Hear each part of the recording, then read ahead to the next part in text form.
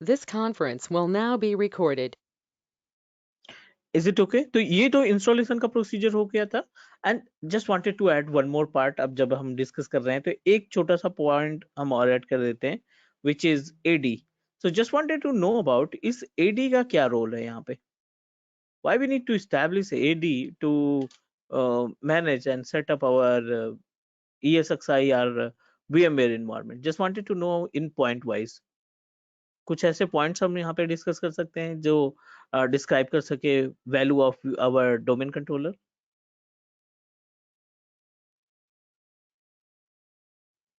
तो मेरे को भी एक पॉइंट यही था कि हम सर मेरे एडी की रिक्वायरमेंट है क्या अभी सर।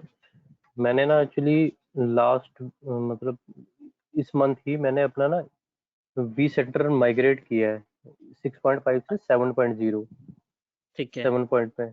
लेकिन सर मैंने अपने होस्ट को किसी को भी डोमेन ज्वाइन नहीं कराया, बस डीएनएस में एंट्री करी थी बस। किसी भी होस्ट को मैंने डोमेन ज्वाइन नहीं कराया, लेकिन मैंने माइग्रेट कर लिया proper. ESXi and vCenter both server both are different to each other. अब आपके ESXi के नेम रेजोल्यूशन की रिस्पॉन्सिबिलिटी जो है अपने के vCenter, वो पहले जो एडी है ना वो एज इट इज रहेगा। एडी में तो हम चेंजेस कोई कर ही नहीं रहे ना। हम केवल vCenter सर्वर की, इसमें भी प्रैक्टिकल है अपने पास। I show you the proper practical की कैसे आप माइग्रेट करते हैं बिना किसी को इम्पैक्ट किए हुए। ना हमारी कोई VM इम्पैक्ट होगी, ना हमारा कोई ESXi इम्पैक्ट होगा, ना कोई सेटिंग इम्पैक्ट होगी।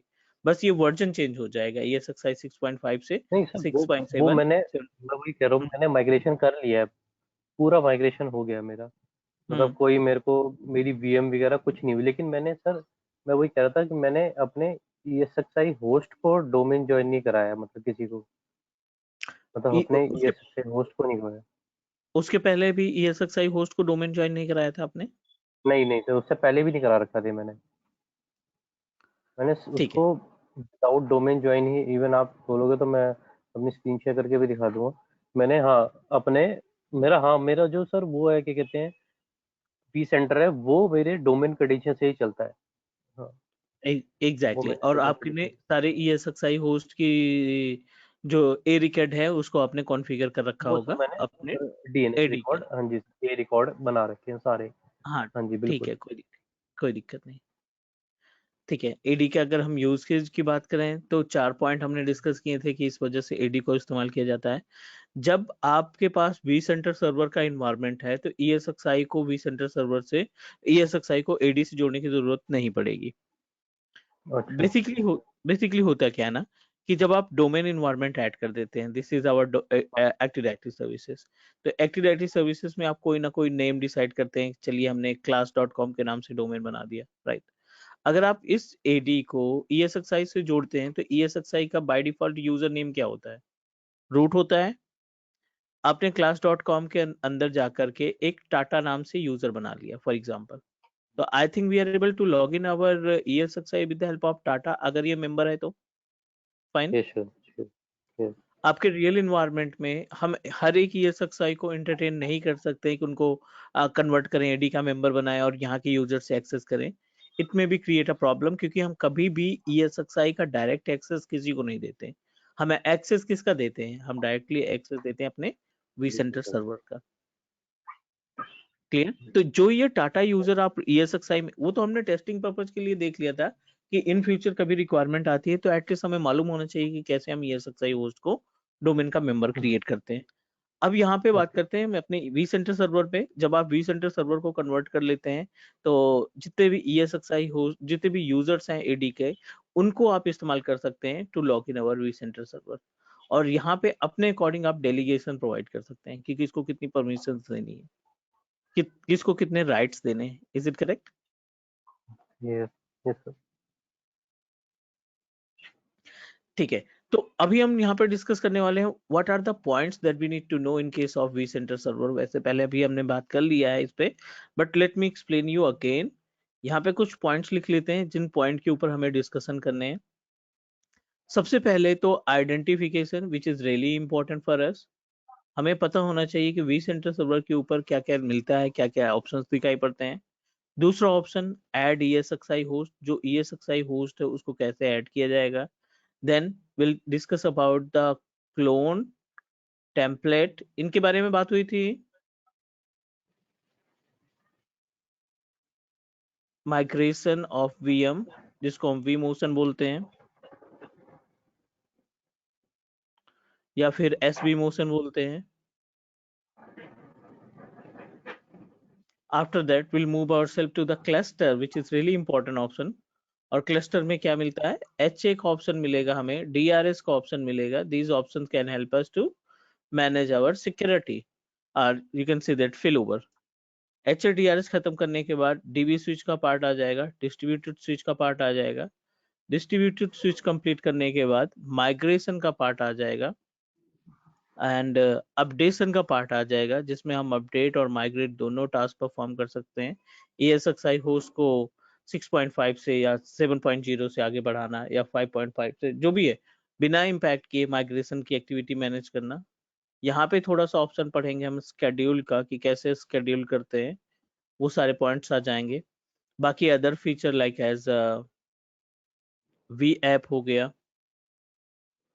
या अदर सर्विसेज हो गई, इन सभी के बारे में डिस्कस करेंगे। So these all are the core points related to the vCenter server, जो हमें पता होना चाहिए।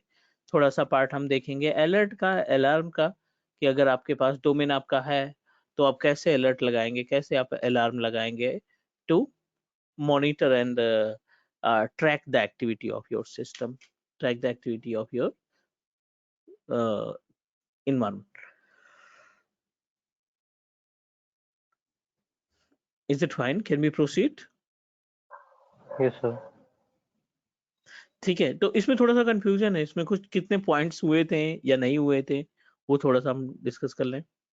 हाउ मेनी पॉइंट्स भी कंप्लीटेड, जो मैंने लिस्ट में मेंशन किया है, इसमें से कितने पॉइंट्स हमारे क्लियर थे।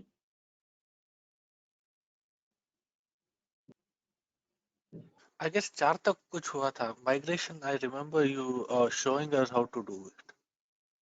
हाँ, SVMotion vMotion का तो हमको भी याद है कि vMotion SVMotion हमें मालूम था।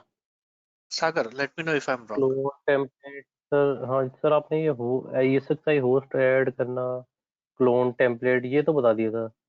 क्लस्टर वगैरह सर मैं डाउट है कि क्लस्टर नहीं हुआ था हमारा। 1 Cluster 2 नहीं हुआ था। 3 हाँ 4, मुझे लगता है ये पॉइंट हुए थे, माइग्रेशन, क्योंकि कुछ ही पॉइंट थे। हाँ हमने बोला था कि हमें बस 2 क्लासेस चाहिए, एक एक या क्लासेस दो चाहिए क्लास सारी, रह गई थी सर। है ना, कंप्लीट करने के लिए। तो उसी में शायद कंफ्यूजन है। चलो कोई नहीं, अगर आपको लगता है, ठीक है ना, अगर आपको लगता है कि नहीं इसमें फिर से डिस्कस करना है तो हम लोग कर लेंगे, कोई दिक्कत नहीं है। एंड सर मेरे को ना माइग्रेशन ऑफ VM में एक पॉइंट है एक्चुअली सर। मैं ना एक्चुअली अपना सैन मूवमेंट कर रहा हूँ, ठीक है सर। हम्म तो मैंने मेरी ना ऑलमोस्ट सारे VM मैंने SVMotion के थ्रू कर दी सारी। मतलब सर मेरी ना, लेकिन एक VM है जो मेरा मेन फाइल सर्वर है ना, उसमें 2 डेटा स्टोर ऐड है एक साथ ही। ठीक है, मतलब एक ओके, डेटा स्टोर 1 है, एक डेटा स्टोर 2 है, जिसमें CDEF ड्राइव बनी हुई है। तो सर अगर मैं दोनों डेटा स्टोर को एक साथ ही दूसरे डेटा स्टोर में मूव कर सकता हूँ मैं? एक डेटा स्टोर मतलब को दो दो डेटा स्टोर को विद वन गो मैं एक सिंगल डेटा स्टोर में मूव कर लूंगा तो हो जाएगा, मतलब कोई प्रॉब्लम नहीं होगी? नहीं, बस आपको ध्यान रखना है कि रेप्लिकेशन ना चलता हो और उसमें बैकएंड में कोई भी स्नैपशॉट ना चलता हो। नहीं सर, हाँ वो तो बिल्कुल, वो तो मैं इस चीज़ का ध्यान रखूंगा ही, लेकिन बस मेरा पॉइंट यही था कि मेरे उस VM पे 2 डेटा स्टोर ऐड हैं एक साथ। सिंगल डेटा स्टोर वाली VM तो मैंने सर इजी स्टोरेज ओनली करके उसका डेटा स्टोर चेंज करके मूव कर ली। हाँ वो एक्चुअली 5 TB की पूरी फाइल सर्वर है, तो 5 TB कितना टाइम लगाएगी वो मेरे को थोड़ा सा कंफ्यूजन है। इस एक 1 TB की 5 VM टी तो उसमें ज्यादा टाइम नहीं लगा। नहीं, 5 TB का तो वो होगा ना, 5 TB की तो आपका टोटल डेटा सेंटर की कैपेसिटी होगी, उसमें एक्चुअल डेटा कितना है। सर एक्चुअल डेटा ही बता रहा हूँ मैं, कम से कम 3 to 4 TB है उसमें डेटा। अच्छा, नहीं तो फिर उसके अकॉर्डिंग तो हाँ टाइम लगेगा। टाइम लगेगा, मतलब ठीक, मतलब अगर मैं वीकेंड पे करूंगा तो मतलब ये नहीं कि मतलब, लेकिन मैं कर सकता हूँ, चाहे 2 डेटा हाँ, स्टोर ऐड हो तो सीधा एक सिंगल डेटा स्टोर में मूव कर सकता हूँ, मूव कर उससे सकते कोई हैं, बट प्रॉब्लम नहीं आपको होगी। उन्हें कोई इशू नहीं होगा, बट आपके पास इनफ स्पेस होना चाहिए जहाँ पे आप ले जाना चाहते हैं। हाँ सर, वो मेरी नई है ना? सैन ही है बिल्कुल। वो मैंने अभी कॉन्फ़िगर ही करी है। वो मैंने उसमें ऑलरेडी एक 10 टीबी का लन बना रखा है, तो मैं उसी एक सिंगल में करना चाहता हूँ अच्छा। विदाउट। उसने एक्चुअली क्या था, पहले वाले बंदे ने 2 बना दिए उसमें। अब हम्म। वो उसको खुद को नहीं पता कैसे उसने 2 करे हुए हैं, तो क्लियर नहीं हो रहा था हमें। तो चलो चलो कोई ठीक है नहीं, सर। आप उसमें देख लेना।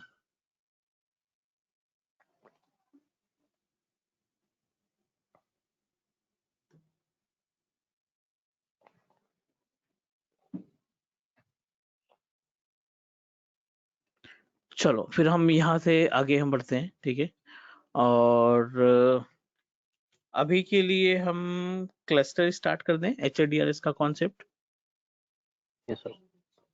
ठीक है। It's really important, means you know very well about कि कितनी वैल्यू रहती है HADRS की रियल एनवायरनमेंट के केस में। सो VMware cluster, as per the name suggests, cluster is a combination of multiple ESXi host. जैसे आप फेलोवर क्लस्टर बनाते हैं अपने हाइपरवाइजर इन्वायरमेंट के केस में, वैसे अपने पास VMware के केस में भी एक क्लस्टर को डिजाइन कर सकते हैं, क्योंकि क्लस्टर ही वो सर्विस है, क्लस्टर ही वो ऑप्शन है जो कि कंटेन करके रखता है HA का फीचर, राइट, एंड DRS का फीचर। इन दोनों फीचर्स की रिस्पॉन्सिबिलिटी हमारे क्लस्टर के ऊपर रहती है, HA और DRS। कॉन्सेप्ट क्या कहता है, HA कब कॉन्फ़िगर करेंगे और DRS कब कॉन्फ़िगर करेंगे। दोनों ही सर्विसेज कहीं ना कहीं हमारे पूरे इन्वायरमेंट को प्रोटेक्ट करने का काम करती हैं। HA का कॉन्सेप्ट होता है, मान लीजिए ये अपने पास ESXi होस्ट है, 2 ESXi का एग्जांपल लेकर चलते हैं, ये ESXi होस्ट 1 और ये ESXi होस्ट 2, ठीक है। अब यू नो दैट कि आपने कुछ इंस्टेंसेस ESXi होस्ट 1 पे क्रिएट कर रखे हैं और कुछ ESXi होस्ट हमारे ESXi 2 पे क्रिएट कर रखे हैं, like that. Second, pre requisite की बात करें, जब भी आप HA या DRS का कॉन्सेप्ट क्लियर करना चाहते हैं, जब भी आप HA DRS कॉन्फ़िगर करेंगे, तो VMware क्या कहता है, अगर आप इसका डॉक्यूमेंट देखेंगे, इसका SLA पढ़ेंगे ना, तो आपके हर एक ESXi होस्ट में, ठीक है ना, 25% स्पेस फ्री होना चाहिए। मीन्स जो टोटल कैपेसिटी है आपके vCenter सर्वर की, उसमें से 25% का स्पेस फ्री होना चाहिए, अगर आप उसको क्लस्टर में रखना चाहते हैं। तो आप HADRS एक्टिवेट करो या ना करो, बट कम से कम 25% आपके पास कैपेसिटी फ्री होनी चाहिए। Got it what I am saying? 25% of entire capacity, मतलब अगर आपका 16 GB रैम है तो उसका 25% आप निकाल के फ्री में रख दो। अगर आपके पास 32 GB की रैम का ESXi होस्ट है, तो उसमें 25% आप उसमें क्या करेंगे, उसको यूज नहीं करना है आपने। अदरवाइज आपका क्लस्टर ना काम करेगा, ना DRS काम करेगा, ना HA काम करेगा। बिकॉज HA क्या करता है ना, HA के केस में क्या होता है कि ये दोनों एक ही क्लस्टर पे जुड़े हैं। अब दोनों क्लस्टर, दोनों ESXi एक ही क्लस्टर पे जुड़े होने की वजह से, अब अगर इस ESXi में कोई प्रॉब्लम आ जाता है, मान लीजिए ये डाउन हो गई, ठीक है, पूरा का पूरा ESXi डाउन हो गया, हार्ड डिस्क इशू हो गया, हार्डवेयर इशू हो गया, या कोई सी भी पंगा हो गया, HA क्या करेगा, आपके इंस्टेंस को उठाएगा और दूसरे ESXi में इमीडिएटली ट्रांसफर कर देगा with in 30 second. 120 second total time है। अगर आपने FT एक्टिवेट कर दिया तो वो भी टाइम आपका कम हो जाएगा। फॉल्ट टॉलरेंस अगर आपने एक्टिवेट कर दिया तो वो भी टाइम कम हो जाएगा। बाय डिफॉल्ट HA क्या करेगा, 120 सेकेंड के अंदर आपकी ये पूरी वर्चुअल मशीन को यहाँ पे माइग्रेट कर देगा। इससे बेनिफिट ये है कि आपका ESXi तो डाउन है, बट आपकी वर्चुअल मशीन जिस क्लाइंट को दे रखी है ना, वो क्लाइंट आपके VM को आसानी से इस्तेमाल कर सकता है। This is the concept of HA, high availability इसको बोलते हैं। इसका प्रैक्टिकल देखना है। दूसरा यहीं पे है DRS, distribution resource scheduler, right, यहीं पे दूसरा ऑप्शन है डिस्ट्रीब्यूशन रिसोर्स शेड्यूलर। तो DRS क्या करता है, इसका जस्ट अपोजिट है। अब यहाँ पे क्या है, 25% तो ये रिजर्व रखेगा अपने पास हमेशा 24/7, और 25% माइनस करने के बाद आप इस ESXi होस्ट की जो कैपेसिटी है ना, कि आप इस पे maximum the capacity of this ESXi support up to maximum 7 VM 7 virtual machine इस पे क्रिएट कर सकते हैं, ठीक है। बट आपने क्या कर रखा है, से 7 की जगह पे आपने टोटल 10 VM क्रिएट कर दी। कैपेसिटी इसकी 7 की थी कि 7 VM ये आसानी से हैंडल कर लेगा, बट आपने टोटल नंबर ऑफ इंस्टेंस कितना बना दिया, 10। अब 15 भी बना दो, 20 भी बना दो, 50 भी बना दो, कोई तकलीफ नहीं होगी। VM क्रिएट करने में कोई इशू नहीं है। Got it what I am saying? VM को क्रिएट करने में कोई इशू नहीं है, VM तो क्रिएट करते ही चले जाएंगे हम लोग। प्रॉब्लम कब आएगी, जब आप इसको टर्न ऑन करेंगे। आप टर्न ऑन केवल 7 कर सकते हैं, आप रखने को 10 20 VM 50 VM रख दो, कोई दिक्कत नहीं, क्योंकि उनका हार्डवेयर कब कंज्यूम होगा, जब आप मशीन टर्न ऑन करेंगे। मशीन टर्न ऑफ है तो कोई भी hardware consumption, I don't think कि कोई भी हार्डवेयर कंजप्शन होगा। Is it correct? Yes. अब जब इंस्टेंस को आपने टर्न ऑन किया, ठीक है ना, जब आपने इंस्टेंस को टर्न ऑन किया यहाँ पे, तो 7 VM तो यहाँ पे आराम से चल रही थी, बट जो 8वीं और 9 नंबर की VM और 10 नंबर की VM थी, इनके लिए स्पेस ही नहीं बचा, क्योंकि सारा का सारा स्पेस ये 7 VM कंज्यूम कर चुके हैं। अब इस केस में क्या होगा, वी डोंट नो ये इंस्टेंसेस को माइग्रेट करना, कितनी इंस्टेंस माइग्रेट कर देगा, सिर्फ 3 VM को, क्योंकि बाकी का स्पेस है हमारे पास।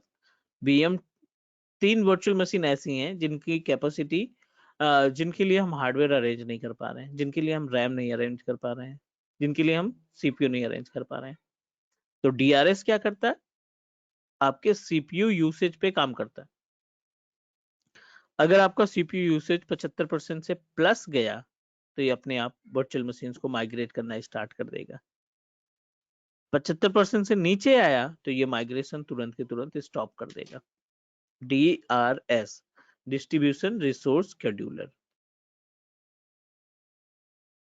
प्लीज कंफर्म अगर ये दोनों पॉइंट क्लियर हुए तो। Yes sir. तो सर अगर मान लो DRS कॉन्फ़िगर मतलब एनवायरनमेंट में नहीं है, तो वो VM जो अप ही नहीं कर, हमने वो डाउन ही आप ही पड़ी नहीं, हुई हैं, तो वो वो अप ही नहीं होंगी। वो आप ऑन करोगे बार बार, थोड़ा सा 20% ऑन दिखाई पड़ेगा कि हाँ टर्न ऑन हो रहा है। टास्क में देखोगे ना, हम्म, टास्क रिव्यू वाला जो ऑप्शन रहता है उसमें देखोगे, तो आपको लगेगा 20% हुआ, उसके बाद फिर से डाउन हो जाएगी, क्योंकि स्पेस ही हम्म, नहीं है। Okay. Clear? Sir, yes sir. whenever you're setting up this cluster, is it hmm. necessary, कुछ requirements है कि दोनों ही SXI host इतने distance के अंदर ही होना चाहिए? I mean, as a like 1 millisecond, 10 millisecond, or 1 second, 10 second के distance में ही, or can we set it one ESXi host in one DC and another ESXi host in another DC and set it as cluster? देखो, different DC का तो यहाँ पे concept ही नहीं आएगा, because DC is a totally separate part. Okay. ठीक है, DC तो सेपरेट हम कर ही नहीं सकते, कि अगर, क्योंकि जो ये HADRS का कॉन्सेप्ट है ना, HADRS both are a part of our vCenter server, और एक वी सेंटर सर्वर को आई थिंक हम एट ए टाइम केवल एक ही डोमेन से ऐड कर सकते हैं, एक ही डीसी से ऐड कर सकते हैं। Is it correct? Yeah. ठीक है। ठीक है, तो डबल डीसी का तो कोई कॉन्सेप्ट ही नहीं आएगा। आप उनके अंदर की जो इंस्टेंसेस है ना, उस इंस्टेंसेस को आप अपने अकॉर्डिंग चेंज कर सकते हो, कि इंस्टेंस को कौन से पर्टिकुलर डीसी का member banana is a separate part, but जो डोमेन कंट्रोलर आपने स्टैब्लिश कर रखा है अपने इन्वायरमेंट के अंदर, उसको आप चेंज नहीं कर पाएंगे। So normally for any customer, there'll be only one domain controller, or each and every DC will be having its own domain controller. No no, वो कैसा मोस्टली रहेगा? नहीं, every machines, most of organization prefer to use single domain controller to manage the entire clients. जितने भी इस clients machine हैं, जितने भी सिस्टम्स हैं, वो सभी एक ही डोमेन से ऐड होंगे। अलग अलग डोमेन इन्वायरमेंट नहीं स्टैब्लिश किया जाता है। आप रेप्लिकेशन स्टैब्लिश करेंगे, डोमेन नेम डिफरेंट नहीं हो सकता। या आपने ट्रस्ट ओके बनाया है तब तो वो ट्रस्ट वाला तो कॉन्सेप्ट अलग चला जाता है। ओके बट 90% चांसेस हमारे पास ये रहते हैं कि अगर हमने ट्रस्ट नहीं बनाया तो सभी सिस्टम्स हमारे एक ही डोमेन से अटैच रहेंगे।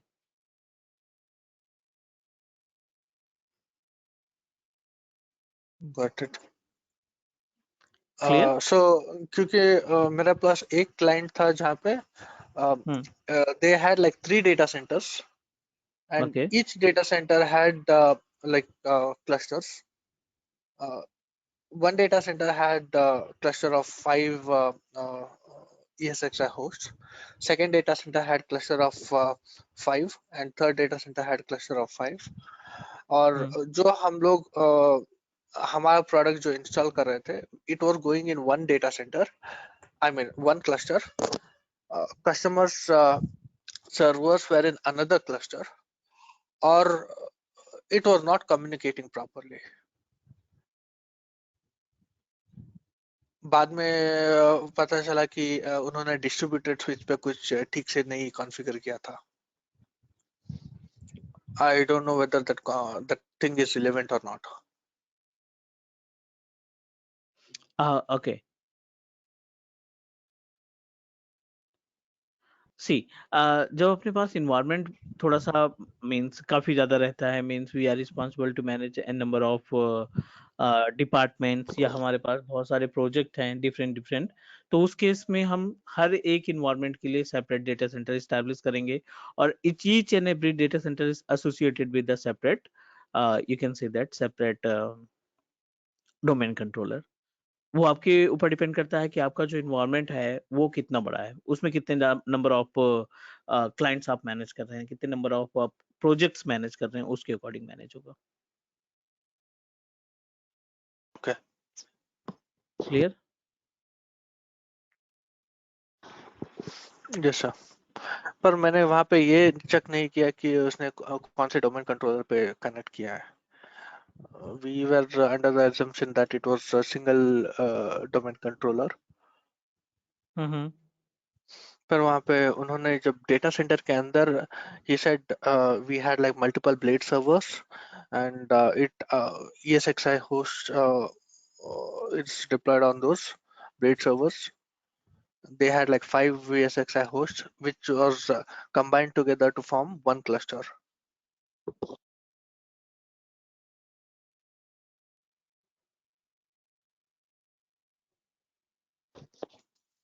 हाँ, सो Setup यू वैसा जस्ट नीड, कुछ।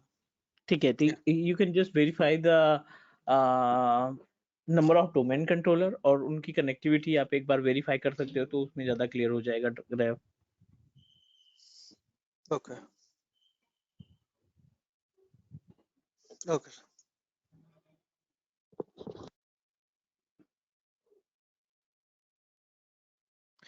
ठीक है, तो can be proceed for next? Yes sir.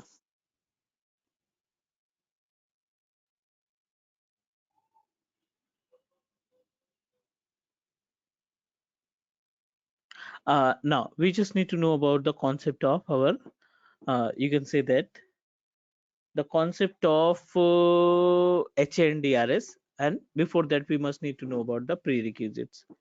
HA और DRS की प्रीरिक्विजिट हमें मालूम होनी चाहिए बेसिकली, कि अगर हम HA या DRS का प्लान कर रहे हैं तो हमारे पास क्या क्या चीजें होनी चाहिए। तो जाहिर सी बात है, एक vCenter सर्वर रहेगा, at least more than 1 ESXi host. यहाँ पे हमने 2 ESXi होस्ट का प्लान कर लिया है।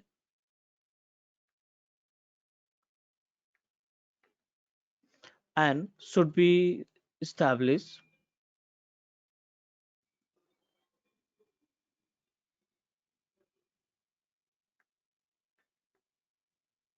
Share storage. यहाँ पे हम क्या एस्टेब्लिश करने वाले हैं?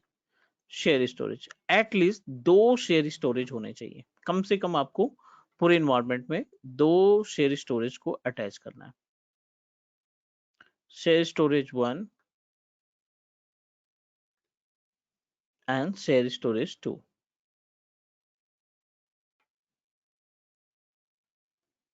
ठीक है, and both storage should be connected to the both ESXi।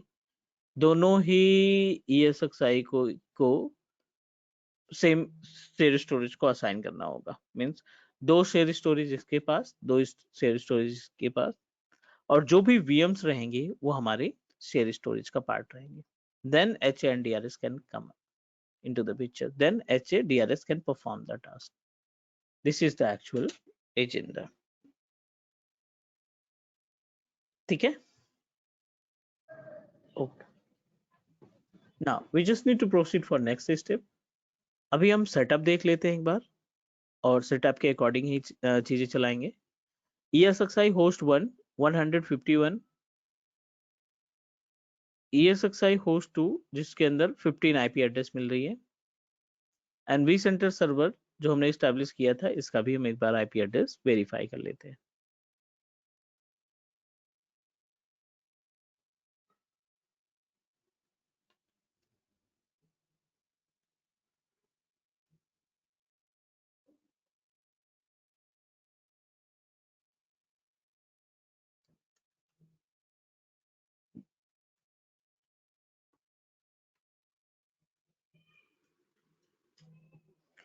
To 250 जो vCenter सर्वर की IP एड्रेस है, which is 250,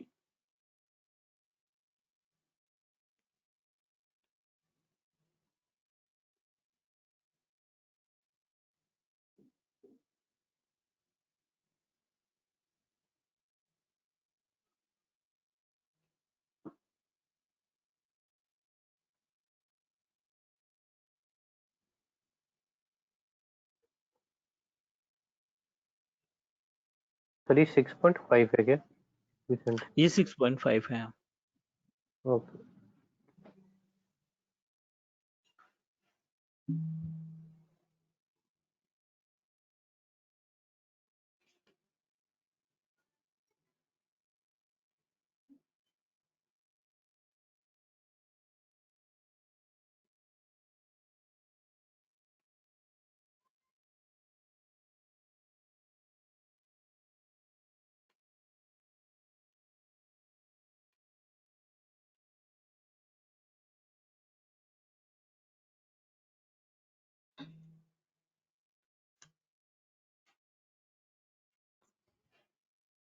We must need to verify कि communication established है 192.168.1.250।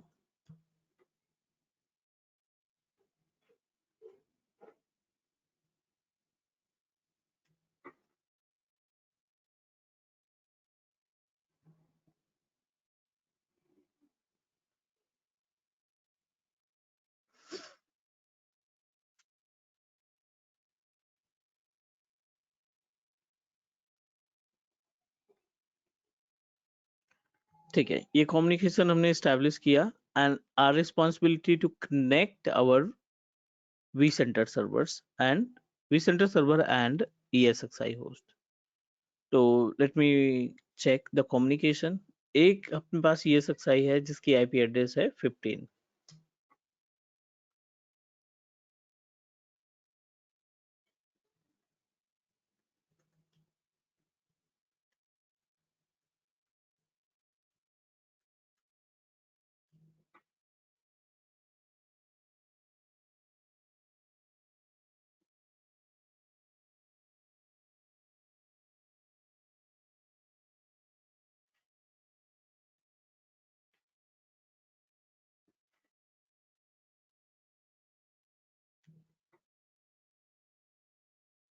another ESXi host that we established, DSCP की IP इसमें जा रही है 151।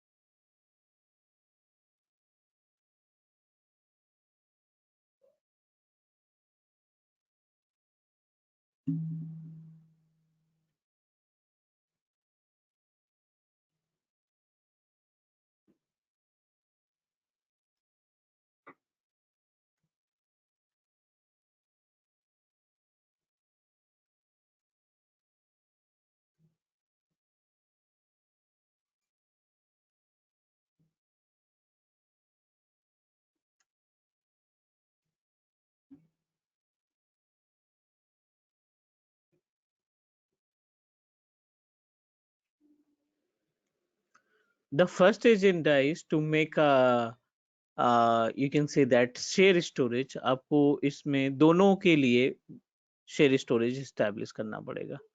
We must need to configure the share storage services.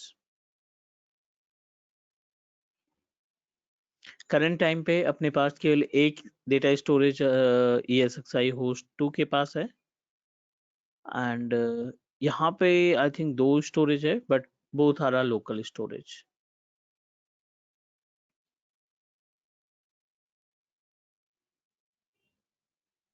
So what we need to do, सबसे पहले तो इनको शेयर स्टोरेज प्रोवाइड करना है. दोनों ESXi होस्ट को शेयर स्टोरेज प्रोवाइड करने के लिए going to open vCenter server. इसी को हम शेयर स्टोरेज मान लेते हैं. तो एज वी डिस्कस्ड कि सबसे पहले हमें इसमें ISKG के थ्रू और दूसरा we are able to distribute with the help of NFS. तो दोनों ही स्टोरेज हम कॉन्फ़िगर कर लेते हैं. Install the ISKG rules and NFS as well. सबसे पहले तो हमें ये दोनों रोल्स इंस्टॉल करने हैं. We just need to select file and storage, ISKG target server and NFS server for NFS. Next and install.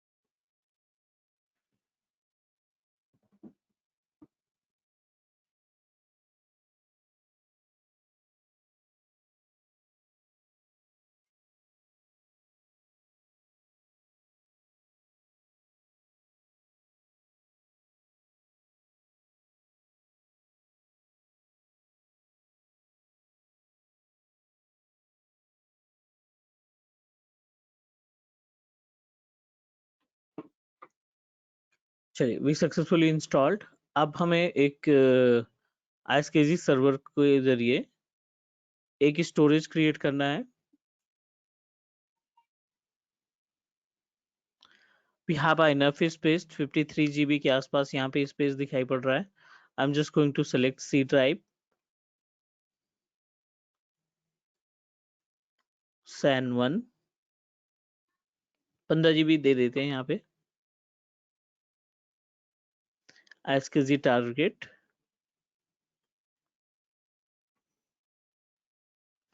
दोनों ESXi होस्ट की वैल्यू, दोनों ESXi होस्ट की IP एड्रेस 192.168.1.15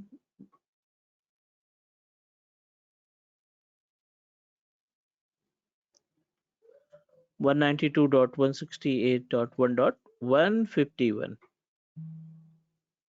दोनों ESXi होस्ट की IP दे दी क्योंकि हमें सेम शेयर स्टोरेज दोनों को डिस्ट्रीब्यूट करना है. नेक्स्ट किया, क्रिएट.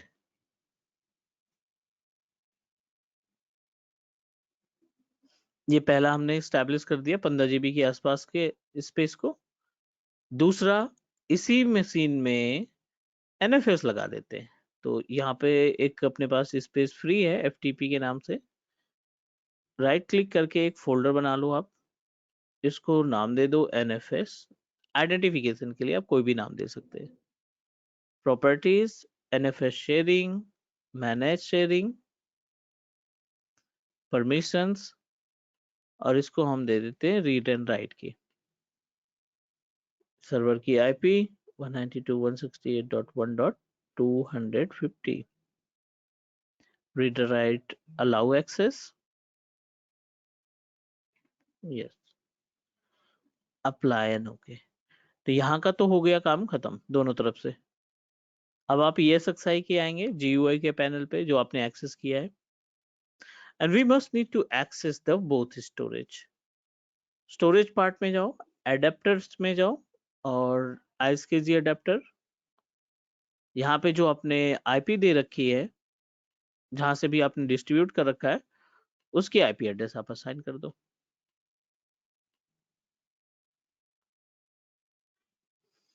डायनेमिक में जाओ, डायनेमिक टारगेट्स में जाओ, 192.168.1.250 ये हमारे शेयर स्टोरेज का स्पेस है। 192.168.1.250 सेव कॉन्फ़िगरेशन। चलिए कॉन्फ़िगरेशन हमने कर लिया save, and let me check. एक बार पेज को रिफ्रेश करते हैं, देखते हैं क्या स्टेटस है। कनेक्टेड दिखाई रहा है यहाँ पे। अब हमें क्या करना है, we just need to back our storage, new data storage, VMFS पहला ऑप्शन, MSFT माइक्रोसॉफ्ट सैन 1 नाम दे देते हैं इसको, ISKG से जोड़ा है हमने, पूरा यूज करना चाहते हैं, यस फिनिश।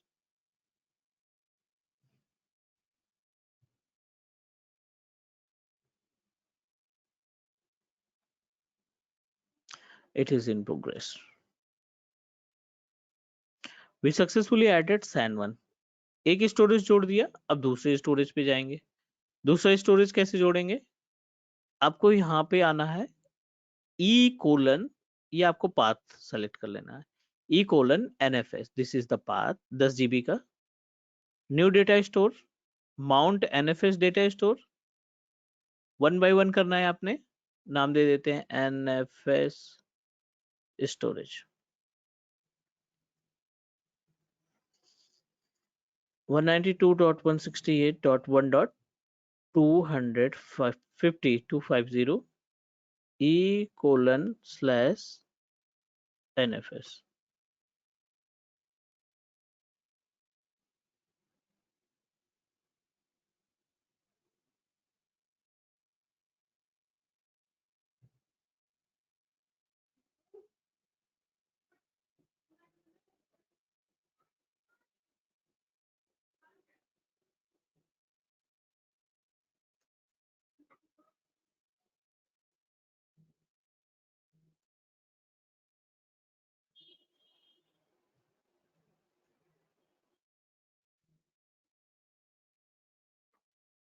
NFS E:/NFS, चल ठीक है। We successfully added both storage, एक SAN1 है 15 GB का, दूसरा NFS है लगभग 10 GB के आसपास। ये पहले मशीन में आपने ऐड किया, एज इट इज दूसरे सिस्टम में भी आपको कॉन्फ़िगर करना है। तो इसके लिए कुछ भी नहीं करना, आप एडेप्टर पे जाएंगे, पहला ISKG एडेप्टर पे जाएंगे, जो भी यहाँ पे ऑप्शन है इसको हम कर देते हैं रिमूव।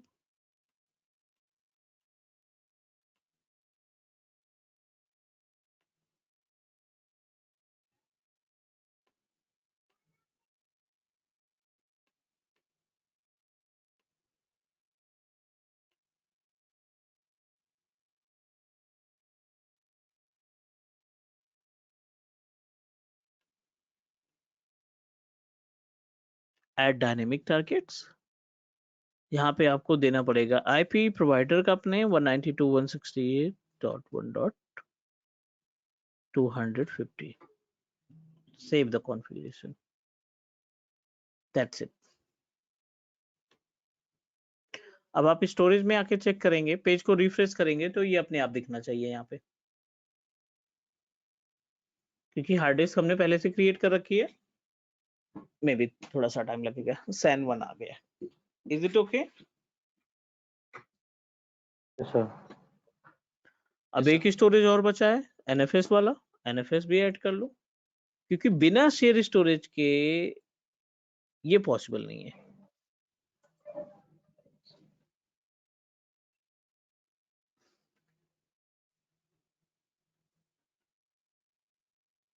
$250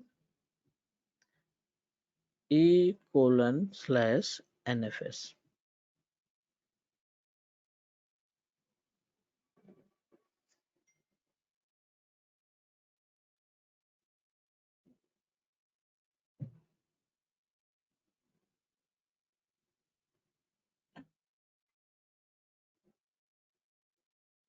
चलिए, दोनों में हमने स्पेस ऐड कर दिया।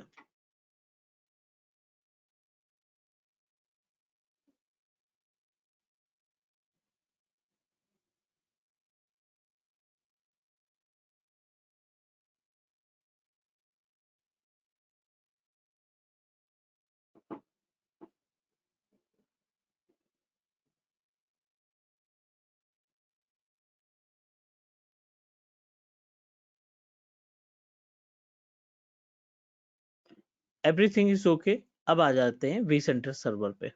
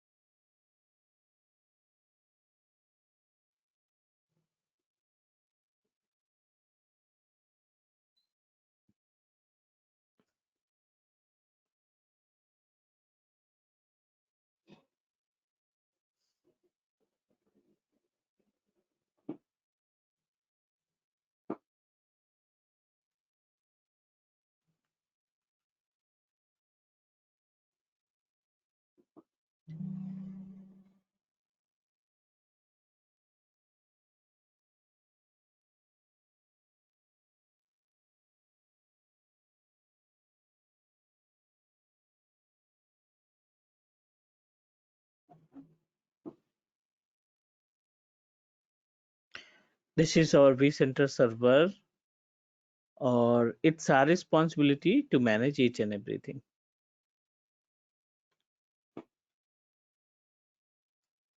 होस्ट को ऐड करना है, देन क्लस्टर को।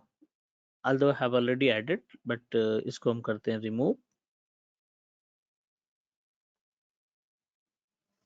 Right click on vcsa.com, data centre बनाएंगे पहले।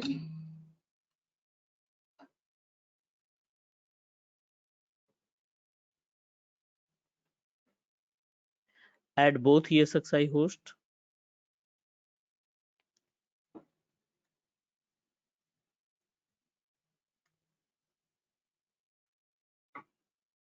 वन डॉट 15 यूजर नेम जो भी है इसका।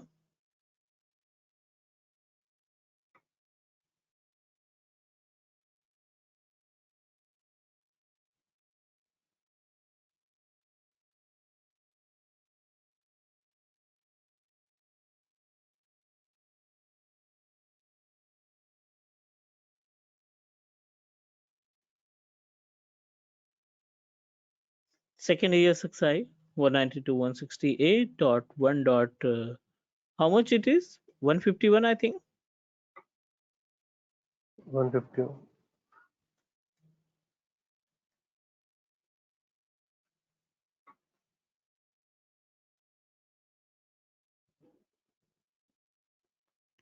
चलिए, ये हमने जोड़ दिया अपने ESXi होस्ट को।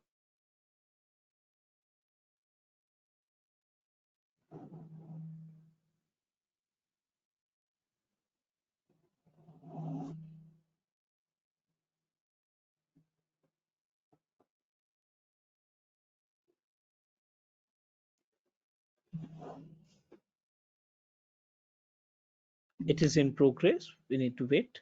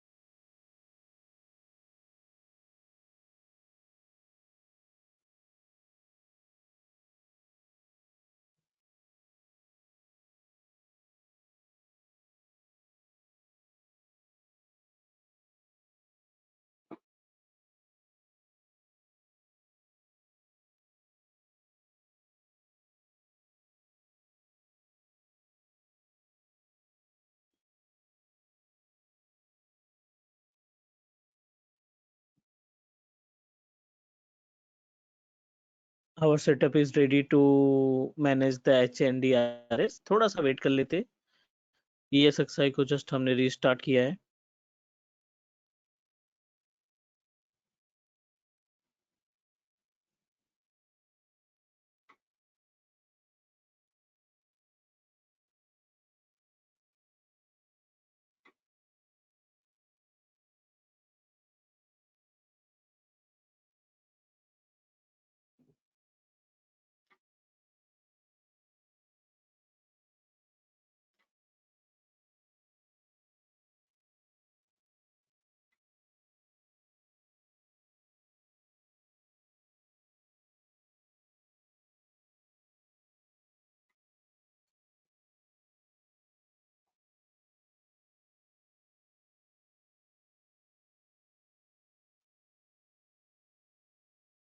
सर जो बी सेंटर के अपडेट्स आते हैं वो जैसे 7.0 में अपडेट आते हैं, बी सेंटर पे हम लॉगिन करते हैं, तो सर वो अपडेट हमें उसके मैनेजमेंट कंसोल से जाके करनी चाहिए या वहीं से कर देनी चाहिए बी सेंटर से ही? हाँ, मैनेजमेंट कंसोल से ही हो पाएगा ना वो। सबसे बेस्ट तरीका सर जब रहता है बी लेटेस्ट सेंटर पैचेस को मैनेज हाँ करने के लिए, वो हमारा वी सेंटर सर्वर से मैनेज हो तो ज्यादा बेटर है। सेंटर बी सेंटर सर्वर के मैनेजमेंट कंसोल। हाँ, तो सर उसके लिए जब ये जब पैच वगैरह करना होता है तो उसके लिए सर बी सेंटर्स का जो मशीन होती है उसका स्नैपशॉट वगैरह लेना जरूरी होता है या इसकी कोई रिक्वायरमेंट नहीं होती? जब आप बीएम अपडेट करते हैं, जब बीएम में कोई चेंजेस करते हैं, तब उस केस में मैंडेटरी है कि आप उसका स्नैपशॉट बना के रख लो। कोई नया पैच इंस्टॉल कर रहे हो, नया चेंजेस कर रहे हो अपने वी सेंटर वर्चुअल मशीन के अंदर, तो पहले आप स्नैपशॉट बना लेंगे, फिर आगे प्रोसीड करेंगे। नहीं सर, जो वी सेंटर का जो पैच है, मतलब जो वी सेंटर सर्वर का जो नहीं नहीं पैच है नहीं, उसके लिए भी स्नैपशॉट इसका कहाँ स्नैपशॉट बनता है, इसका रेप्लिका बनता है। वी सेंटर पर ESXi रेप्लिका का बना? स्नैपशॉट नहीं होता है, इसका रेप्लिकेशन होता है। हम्म ओके।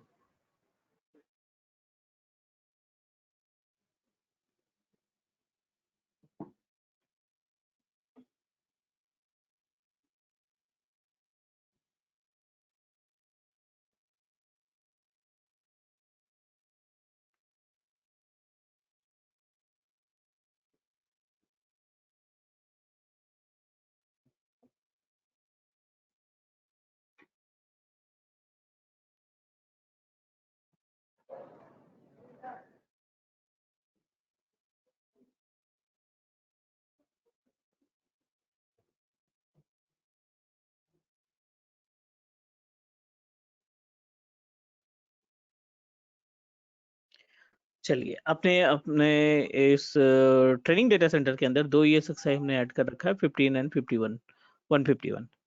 अब आपको एक काम करना है, यहाँ पे राइट क्लिक करके क्लस्टर पे क्लिक कर देना है। नाम दे देते हैं यहाँ पे क्लस्टर।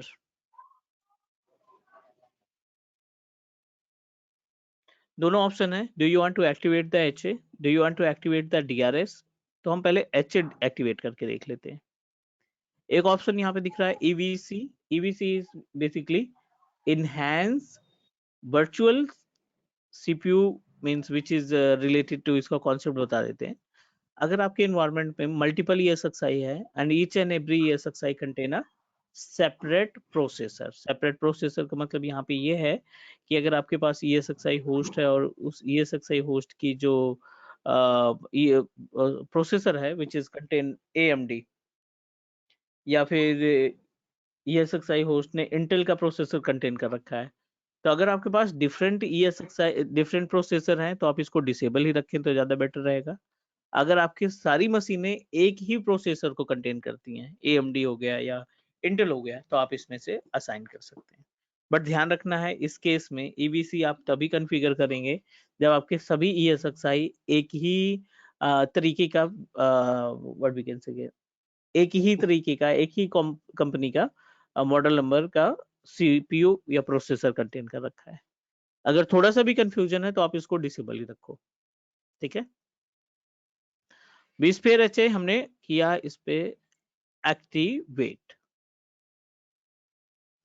क्लस्टर पे HA ऑलरेडी कॉन्फ़िगर है। अब अपने पास इंस्टेंस देख लेते हैं। अभी अपने पास कोई भी इंस्टेंस नहीं है। जो इंस्टेंस है ना, ये विंडोज 10 या एज्योर माइग्रेट, ये लोकल स्टोरेज में है। इन पे हमारे HADRS का कोई इम्पैक्ट नहीं पड़ेगा। HADRS उसी के ऊपर इम्पैक्ट करेगा जो हमारे पास what we can say that, जो मशीनें हमारी शेयर स्टोरेज में होगी।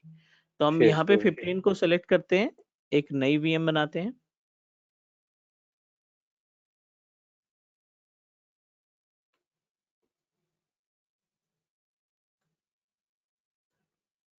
विंडोज 8 15 में ही रखना चाहते हैं। शेयर स्टोरेज मैंडेटरी है, आप सेलेक्ट करेंगे तो हम यहाँ पे SAN 1 सेलेक्ट कर लेते हैं, ISKG वाला। 64 बिट का मशीन रहना चाहिए। रैम हार्ड डिस्क दे देते हैं हम यहाँ पे 6 GB, टेस्टिंग पर्पज के लिए देख रहे हैं केवल, और 2 GB रैम। हार्ड डिस्क की सेटिंग में जाकर इसको थिन प्रोविजन जरूर कर दीजिए ताकि स्पेस कम कंज्यूम हो। एक और वर्चुअल मशीन बना लेते हैं।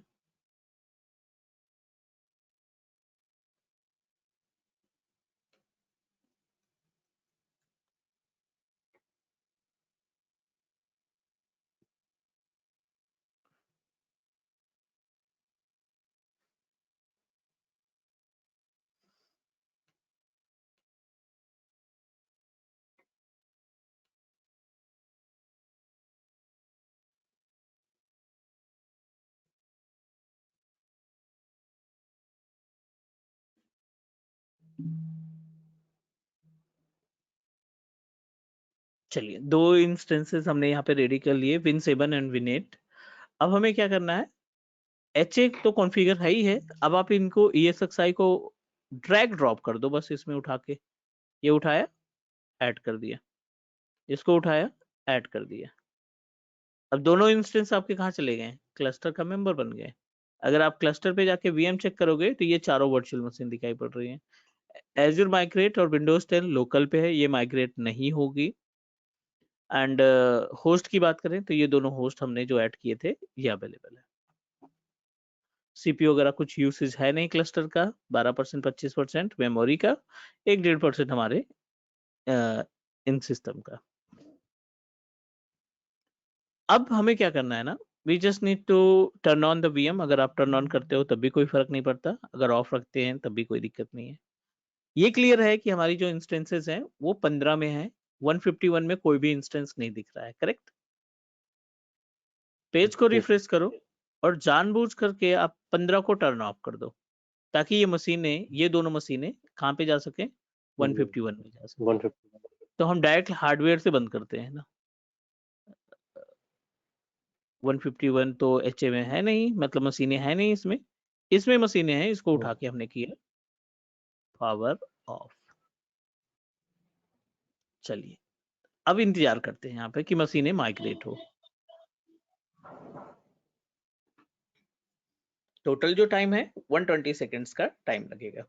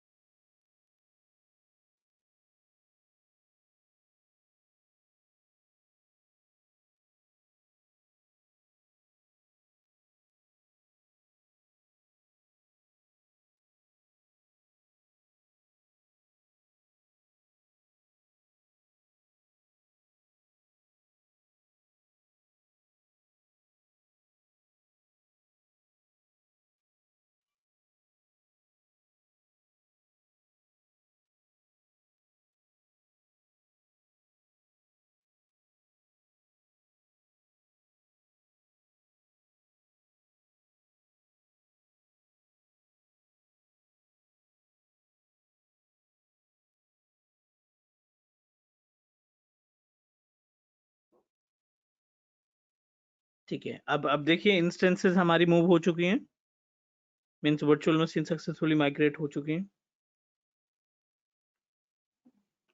Yes sir. विंडोज 7 विंडोज 8 इसमें तो कोई इंस्टेंस था ही नहीं, हमने 15 में क्रिएट किया था। ये दोनों नहीं जाएंगे, पहले भी हमने डिस्कस किया, क्योंकि ये दोनों लोकल स्टोरेज में है, तो क्लस्टर को मालूम ही नहीं चल पा रहा है कि उनको भेजना कहाँ पे है, क्योंकि लोकल स्टोरेज कभी भी क्लस्टर के कॉन्फ़िगरेशन का पार्ट नहीं होता। क्लस्टर के अंदर वही स्टोरेज काउंट किए जाएंगे जो एक ही स्टोरेज दोनों में मेंशन हो, दोनों ESXi में। आपका ये स्टोरेज इस मशीन के साथ डाउन हो गया, बट अगर शेयर स्टोरेज की बात करें तो वो तो अप है ना, आपका ESXi डाउन हुआ। दैट्स वाई कभी भी हम HADRS को कॉन्फ़िगर करें तो उसमें क्लियर करके चलना है हमें कि हमारा जो स्टोरेज है should be a share storage, कम से कम 2। Any question, any doubt?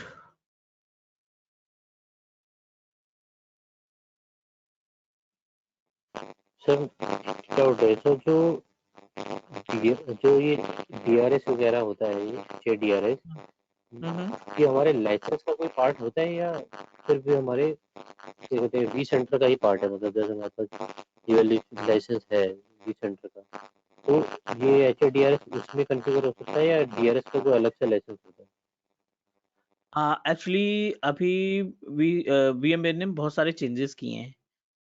होता क्या है ना, 90% जब आप वी सेंटर सर्वर का लाइसेंस परचेज करते हो ना, तो उसमें मेंशन रहता है कि आप इतने DRS बना पाएंगे, मतलब इतने क्लस्टर बना पाएंगे, तो 90% इंक्लूडेड रहता है। बट यस, अलग से भी हम HADRS का लाइसेंस परचेज करते हैं। अगर आपको टेक्निकल सपोर्ट चाहिए, स्पेशली आपके पास लाइसेंसेस खत्म हो चुके हैं HADRS के क्लस्टर के, तो आप बिल्कुल कोऑर्डिनेट करेंगे ताकि वो आपको टेक्निकल सपोर्ट प्रोवाइड कर सकें, अगर आप लाइसेंस इस्तेमाल कर रहे हैं तो। क्लियर? ओके।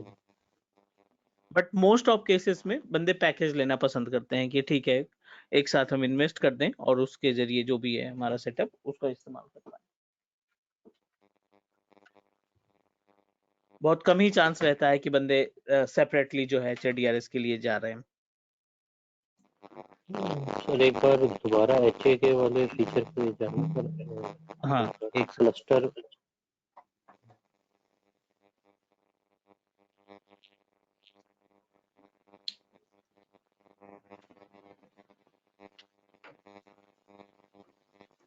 क्लस्टर पे राइट क्लिक, ठीक है, गो टू द सेटिंग्स। यहाँ पे दोनों ऑप्शन आपको मिल जाएंगे, HA का भी ऑप्शन मिल जाएगा, DRS का भी मिल जाएगा। सिंपल सर, सर्विसेज पे क्लिक करेंगे, this is HA, high availability हमारा HA हो गया, और ये DRS हो गया, डिस्ट्रीब्यूशन रिसोर्स शेड्यूलर। ठीक ठीक। हम्म, ओके।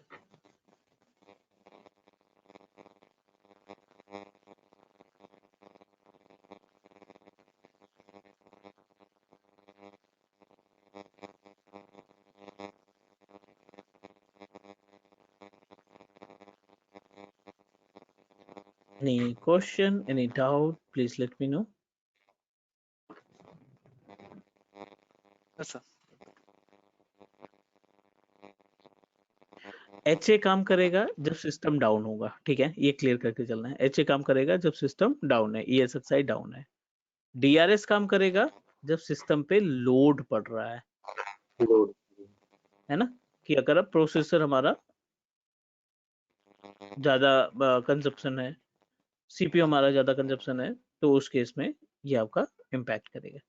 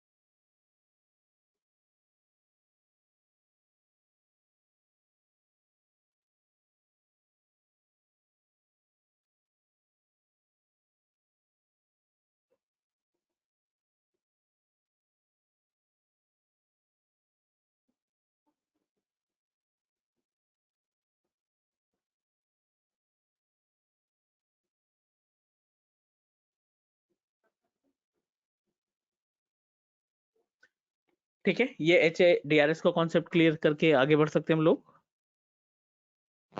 Yes sir. अब यहीं पे अगर हम V motion S V motion की बात करें, थोड़ा सा वेट कर लेते हैं, जस्ट स्टार्ट आवर सिस्टम, ताकि V motion S V motion दोनों परफॉर्म कर पाए।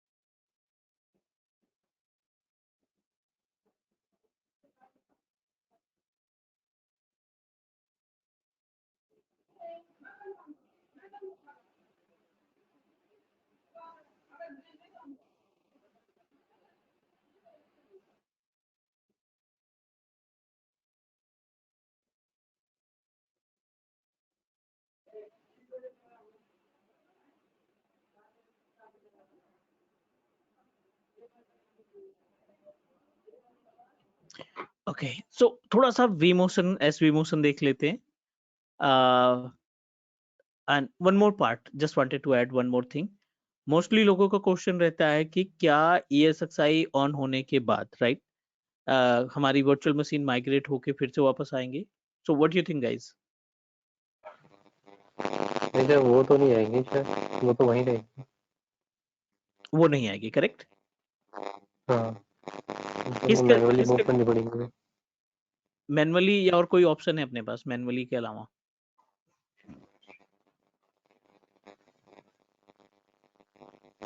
No idea sir. अगर आपका फिर से HA काम करता है ना, ठीक है, अगर फिर से HA काम करता है तब ये काम करेगा। मीन्स इस बार ही हमने 15 को ऑफ किया था, अगर हम 151 को ऑफ करते हैं तो दोनों मशीनें फिर से बाय बैक हो जाएंगी, करेक्ट? तो सर उसकी मशीनें भी फिर चली जाएंगी ना, मतलब फिर तो। वापस आ जाएंगी।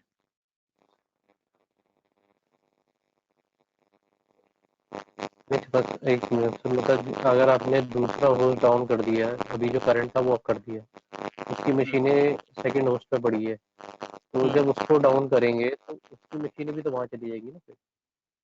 किसकी? हाँ, दोनों मशीनें चली जाएंगी, मतलब उसका खुद की दोनों अगर मशीनें, इंस्टेंसेस हैं तो वो भी चले जाएंगे, हाँ बिल्कुल। वो भी चले जाएंगे, है ना।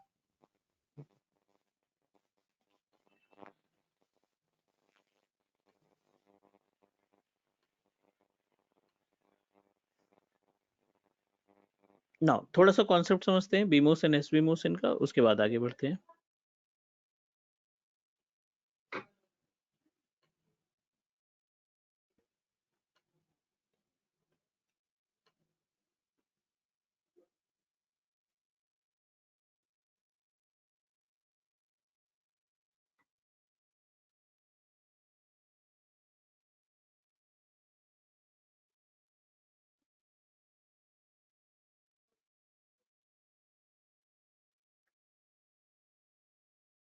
कॉन्सेप्ट क्या कहता है V motion S V motion का?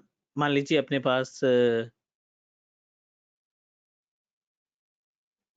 दो ESXi host है. This is our ESXi host, and we establish two different share storage as well.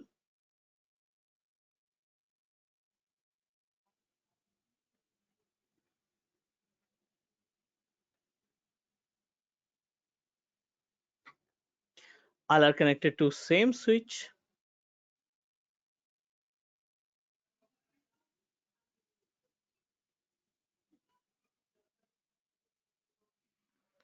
यहाँ पे आपने इंस्टेंस बनाया और इस इंस्टेंस का जो स्टोरेज है ना वो आपने शेयर स्टोरेज 1 में रख दिया.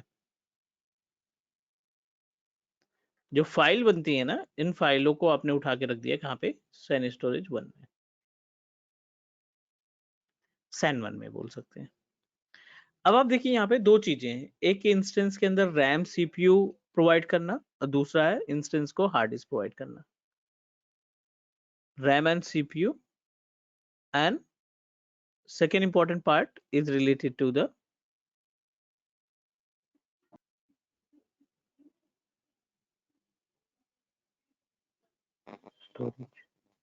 storage.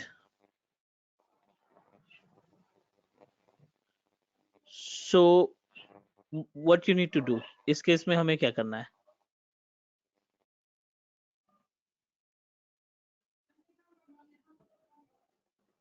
अगर आप इस स्टोरेज को यहीं रखना चाहते हैं, फाइलें आप सैन स्टोरेज 1 में रखना चाहते हैं और आप अपने इंस्टेंस को माइग्रेट करना चाहते हैं इस VM को उठा करके यहाँ पे रखना चाहते हैं. ठीक है, स्टोरेज अभी भी वहीं पे है. स्टोरेज में हमने कोई चेंजेस नहीं किए. हमने केवल VM को चेंज किया. हमने केवल अपने वर्चुअल मशीन का लोकेशन चेंज किया.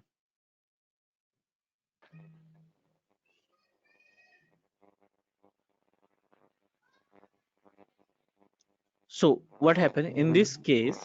In this case, ये आपका कहलाएगा V motion, क्योंकि आपने सिर्फ वर्चुअल मशीन को माइग्रेट किया है, राइट? तो ये कहलाएगा V motion.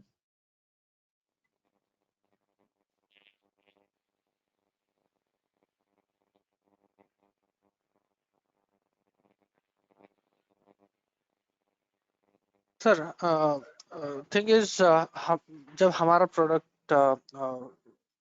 वी सेंटर पे इंस्टॉल किया जाता है तो एक एक बार like we face certain issues where NIC is not communicating properly. आपको हमारे डिवाइस से पिंग नहीं हो रहा है at the back I mean to the next hop. So the moment we do vMotion, things starts working properly. कुछ reason कुछ है इसका, like what might be the problem or what N number of issues, N number of reasons. If you are unable to use the V motion services or SV motion services proper काम नहीं कर रहे हैं तो उसके लिए कुछ points को आपको चेक करना पड़ेगा. नहीं मतलब जब VM एक होस्ट पे रहेगा and we do a vMotion, it will go and move it to another host and that works fine. But suppose we have one VM on ESXi1. Okay. Oh, sorry, or host 1.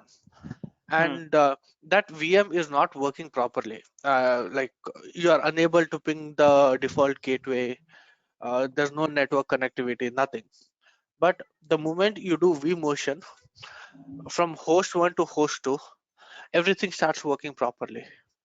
So does it mean that the host 1 is having issues which need to be looked at, or how is it? Correct. We need to check and identify the actual issues from our existing ESXi host. Mostly ये पंगे कब आते हैं जब अपने पास ESXi host के अंदर ना एक तो स्पेस की कमी हो, lack of space. Not only the storage, lack of space related to the RAM, related to the CPU. Because what happened whenever we perform additional task with our virtual machine, it consume lots of CPU and RAM. So जो CPU और RAM आएगा definitely वो हमारे ESXi host से ही आएगा. Is it correct? जी हाँ. Sometime if you created a multiple standard switch और network में आपने मैनेज कर रखा है, एंड जो आप डेस्टिनेशन जिस भी लोकेशन में आप अपने ये वर्चुअल मशीन को मूव करना चाहते हैं, उस लोकेशन में जो है केवल आपने एक ही स्टैंडर्ड स्विच कॉन्फ़िगर कर रखा है। तो कभी-कभी मल्टीपल स्टैंडर्ड स्विच में अवेलेबल जो इंस्टेंसेस हैं, उनको अगर हम माइग्रेट करते हैं दूसरे ESXi होस्ट में, तो उस केस में नेटवर्क से रिलेटेड इश्यूज रिजॉल्व हो जाते हैं। सेकेंड, ये हमें ध्यान में रखना है कि हमारे पास we have a enough space, RAM और सीपीयू हमारे पास इनफ स्पेस है। क्लियर? Yes sir.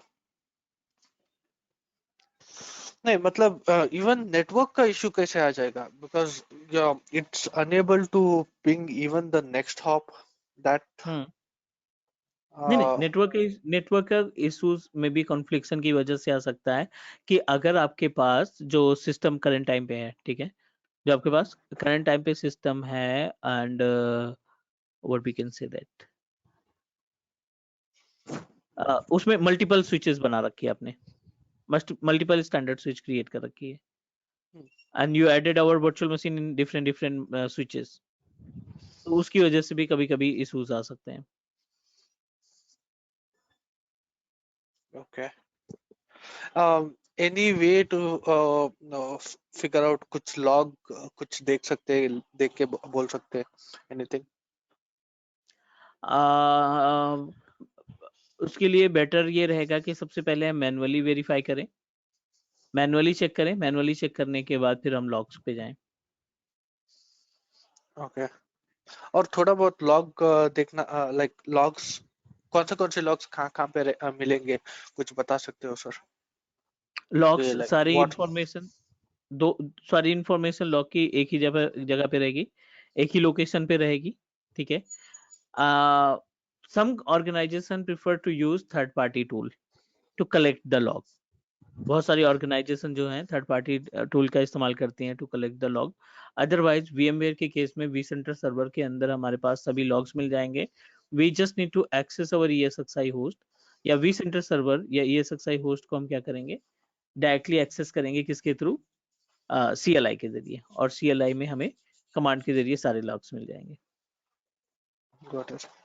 चलो एक पॉइंट हम रख लेंगे, एक क्लास हम अपना ESXi होस्ट को या vCenter सर्वर को कैसे एक्सेस करते हैं अपने CLI के थ्रू और कैसे लॉग्स निकालते हैं, उसमें एक चैप्टर हम देख लेंगे। ओके।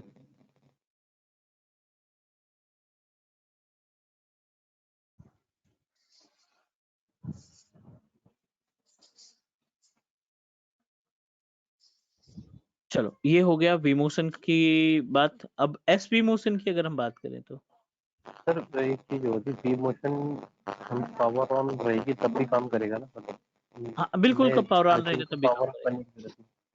ठीक। कोई इशू नहीं आएगा उसमें।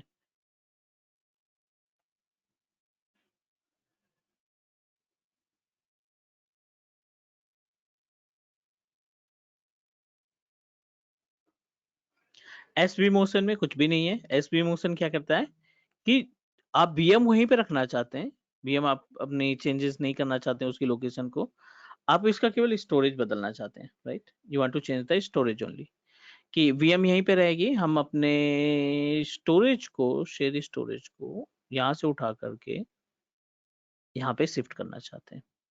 This is our SVMotion service.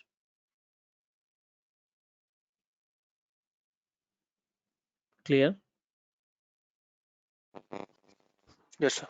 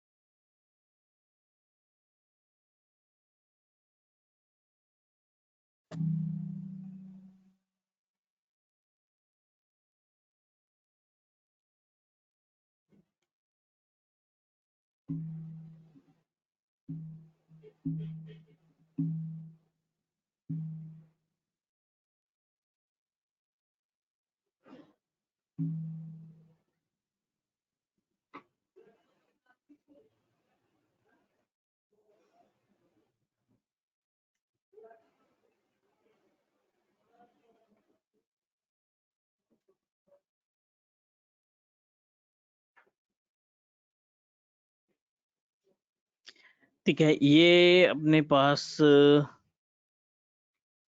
ये टॉपिक्स बचे हैं अभी। DV switch, migration, upgrade, scheduling, VApp, alert and alarm. So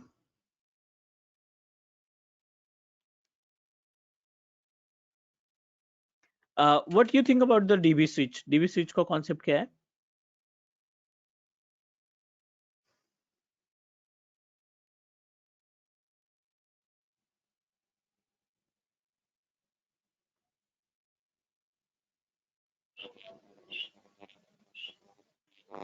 बढ़िया Is it sir. distributor switch? Yes.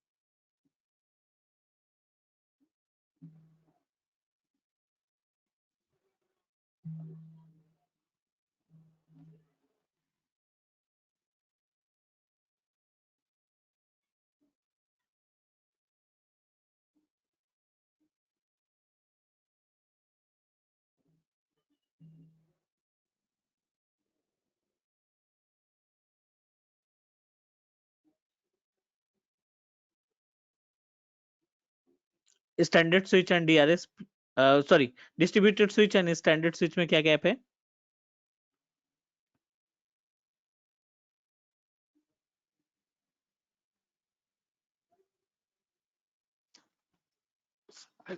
I guess standard switch is used as for the switching between within the same host, but distributed switch it can go to it can switch between other hosts or maybe clusters, I guess. Hmm,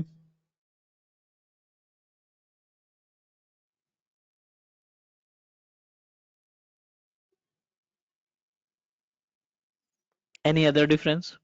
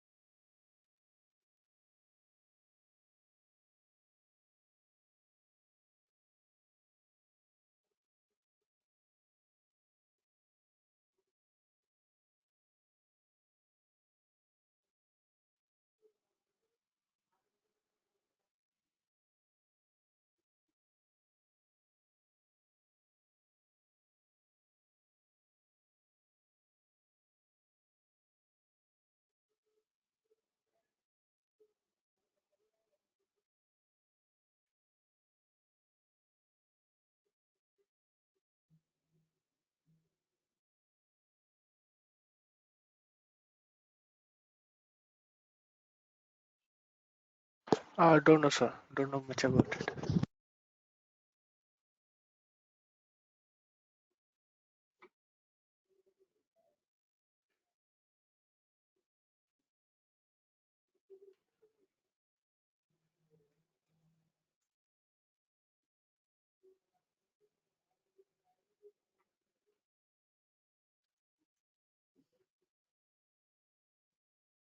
ठीक है, standard and DV switch दो अलग अलग के network के tools.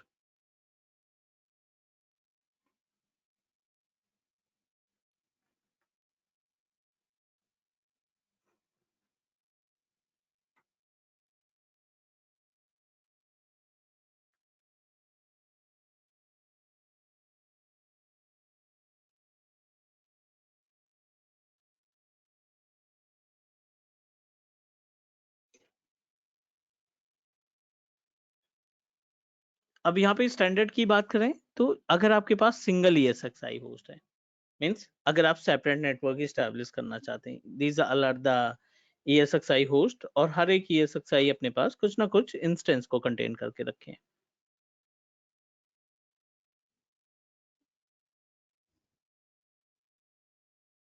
Like this. इनके बीच में नेटवर्क को इस्टेब्लिश करने के लिए स्टैंडर्ड स्विच काम करता है, means which is responsible to make a connection between the virtual machine, but ध्यान रखना है कि virtual machine should be a part of same ESXi host. एक ही ESXi पार्ट के अंदर जो वर्चुअल मशीन्स अवेलेबल हैं उनको हम स्टैंडर्ड स्विच के जरिए मैनेज करेंगे। यहीं पे अगर हम बात करें अपने पास डीबी स्विच की, तो मान लेते हैं अपने पास मल्टीपल ESXi होस्ट है, हर एक ESXi के पास कुछ ना कुछ इंस्टेंस है, लाइक दिस।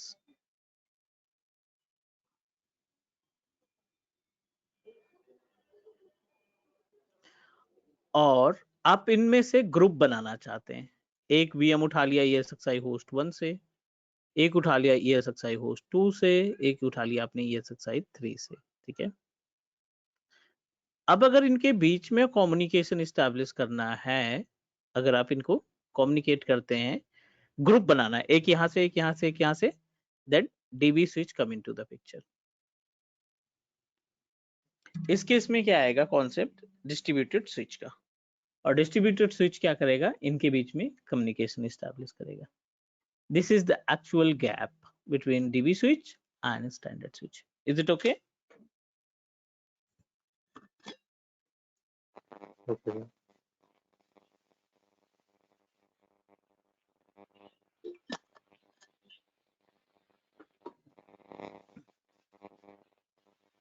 सो एक छोटा सा ब्रेक ले लें। हाँ हेलो, हाँ जी सर। Yes, sir. चलो एक 15 मिनट का ब्रेक ले लेते हैं, उसके बाद थोड़ा सा आगे बढ़ते हैं। अगर ओवर हो रहा हो तो बता देना, फिर हम इसको नेक्स्ट में शेड्यूल कर देंगे, Sure, sir. ठीक है? ठीक है सर। चलो, will connect in next 15 minute. Okay.